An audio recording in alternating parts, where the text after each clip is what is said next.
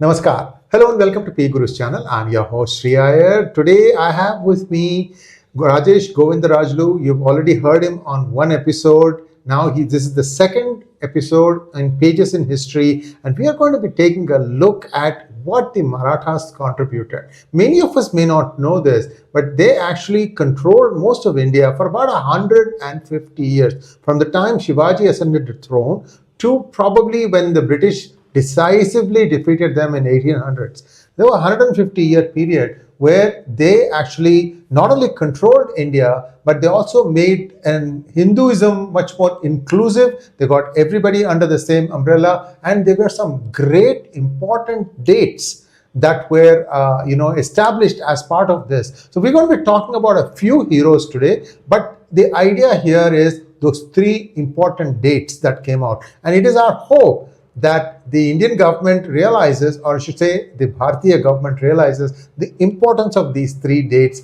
and have declared them as what they ought to be. We're going to come to that in just a few minutes. Now let's first welcome Rajesh Govindarajulu. Rajesh ji, namaskar and welcome. Namaste, namaste. So happy to be with you once again. Rajesh ji, let us start back from the third battle of Panipat. Viewers, you would have seen Ashutosh Gowarikkar's Panipat movie, and you would have also seen Bajirao Mastan. I think that may not be, I don't know who made the movie, it's not important. These are giving you some glimpses of what happened in the Maratha history. But here, we're going to start from the third battle of Panipat all the way and go up to another 200 years, how things evolve, and the more important, dates, timelines. Over to you, sir. I'm so happy to be here today for a simple reason that there are 3 days that we should remember and that we should timestamp and celebrate them. It is a bounden duty to do that, and that will be the best tribute to these great nationalists and inclusive heroes. Let us start with the third battle of Panipat, sir. The third battle of Panipat saw the Marathas being defeated by the Afghans. The son of the Peshwa, Balaji Bajirao, his name was Vishwas Rao. He was killed in battle along with the number of Maratha Sardars. And Balaji Bajirao got disheartened and he passed away. He was succeeded by his other son, Torale Madhav Rao, who was a 16-year-old lad, who was a little sick also. He did not live very long. He lived for another 11 years only, until the year 1772. However, he was smart and wise enough to restore the prestige of our country and the Marathas over the 11-year period. And had not the third battle of Panipat resulted in the loss of face for the Marathas, Buxar would not have taken place, and the East India Company may not have been able to take over India at least for another 100 years or never. So therefore, 1761 and Panipat are very, very significant. Just as though we call constituencies as bellwether constituencies, this war was a bellwether war. So what happened is, Madhav Rao worked out. He recaptured all the territories, consolidated the Maratha Empire, and he made it as great as ever before. And at its peak, the Maratha Empire was 2.8 square million kilometers. Modern India is a little over 3 million square kilometers. So you can understand the importance of the Marathas. And they also had 4 important chieftains: the Gaikwad of Baroda, the Bhonsle of Nagpur, the Sindhi of Gwalior, and the Holkars of Indore. So they were being administered by the emperor through the Peshwa. The Peshwa was the administrator and the de facto ruler, and the post had been made hereditary post Balaji Vishwanath, one of the most influential Peshwas, who was the Peshwa between 1713 and 1720. So with the passing away of Torale Madhav Rao, his young brother Narayan Rao was made the Peshwa, and unfortunately he was assassinated by his own uncle Raghunath Rao's team. And after his passing away, Raghunath Rao was about to be declared as the ruler. He got the permission from the emperor. He was about to assume his seat, at which point of time the honest and sincere, upright Chief Justice of the Maratha judiciary, Ram Shastri Prabhune, did investigation, a study and research, and declared Raghunath Rao as the perpetrator of the crime, and he convicted him. Therefore, Raghunath Rao was not able to ascend the Peshwai. And this declaration took place in the open court on the 31st of October 1773. Friends, let us timestamp this day as the National Day of Justice. The National Day of Justice, or the action of Ram Shastri Prabhune, gave birth to a republican form of government under the Marathas. Let's see how it took place. Balaji Janardhan Banu, popularly known as Nana Fadnavis, was born in the year 1742.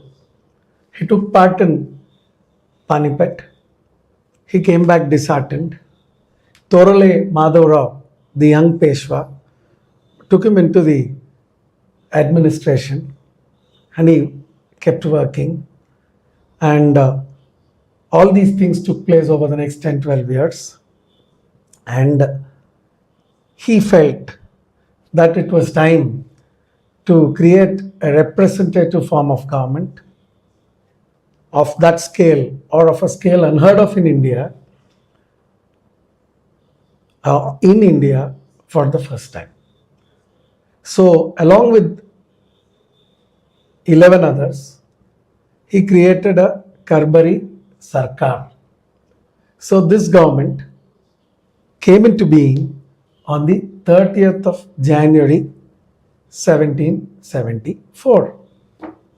And many of these people who were part of the administrative setup were more strategists and administrators, and only a few of them were belonging to a military background. And yet, this government, this Karbhari Sarkar, the representative government, was able to lead the country for another 2+ decades and pushed the capture of India by the East India Company by another 30 years. That is their contribution. What else did they do? What were their achievements? They defeated the Nizam of Hyderabad, Hyder Ali, Tipu Sultan, the Afghans, and the East India Company. The only ones in the 18th century to do so, and they were recognized globally for the same. Unfortunately, our history books in school and in college talk about this as the Maratha Confederacy with 4 kingdoms and a titular Peshwa. I don't think that was the right thing.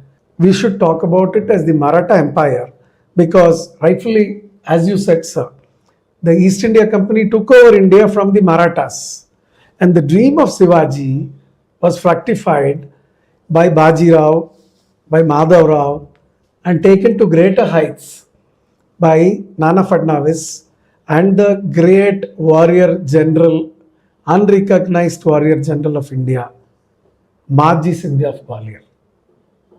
He fought battles for a number of years, won everywhere, no fatigue, and he ensured that Indian pride and the Indian flag was flying really high.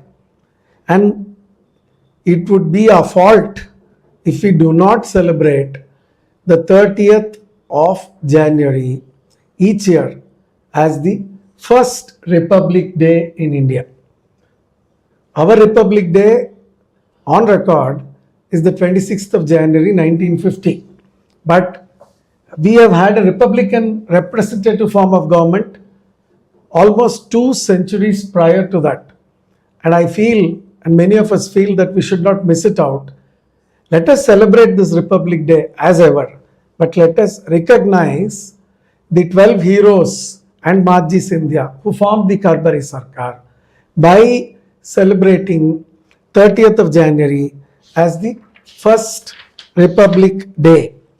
It's very important to celebrate this day, and that would be the greatest tribute to our own people who sacrificed their all. They took a milk oath, they sat together, they heard people out. There were differences of opinion. Sometimes it led to fissures which would have led to fractures in the group also. But yet they stayed together, and it was a great thing for those times. And the Mughals were reduced to nothing because of the Marathas. And finally, on the 1st of December 1784, the Mughal Emperor Shah Alam handed over the power to levy, collect, administer, lead everything to the Marathas. At last, the second battle of Terrain between Prithviraj Chauhan and Muhammad of Ghori was avenged, and an Indian government with Indians at the helm, inclusive Indians at the helm, came into being, though for a short period, on the 1st of December 1784. That can definitely be called as the first day of Bharatiya independence. The contribution of the great nobles, the commanders, the strategists, and the soldiers need to be saluted, and I think we should do that. I should further add that Punya Shlok Ahilya Bai Holkar, who lived between 1725 and 1795, was part of this establishment, and she had contributed her might towards this, and she had contributed towards the development of chowtries and temples, restoration of temples like the ones at Varanasi and elsewhere during this period. And her rule coincided with the rule of this Karbhari Sarkar group, which consisted of Nana Fadnavis or Nana Fadnis and Madhav Sindhya. So I call upon all of you through P Gurus, the ebullient channel, to celebrate and timestamp 3 days. The 31st of December 1773 as the National Day of Justice, the 30th January 1774 as the day of the First Republic, and the 1st of December 1784 as the first Independence Day. And we will always remember that it was not easy. Independence had been won and had been lost. So we should not lose it once again. Therefore, these dates will help us remember that. We should preserve our integrity, our unity, our inclusiveness, and our freedom as ever, and ensure that our nationalist forces will take care of the country in a very inclusive manner. So let us use the year 2024 to celebrate these 3 events, and we really look forward to coming to Pune or to Delhi to celebrate these 3 days. I am really grateful to Notion Press for their wonderful book, The First Republic, The Untold True Story of the Imperial Karbhari Sarkar. It was written by the young author Venkatesh Rangan.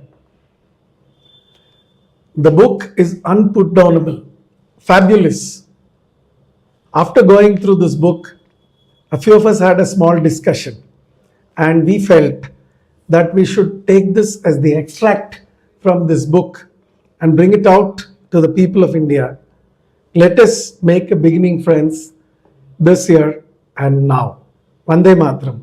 Thank you so much for giving me this opportunity to talk about these 3 important dates, and I'm grateful to you to give me this opportunity along with the rest of the country, and let us celebrate, ladies and gentlemen.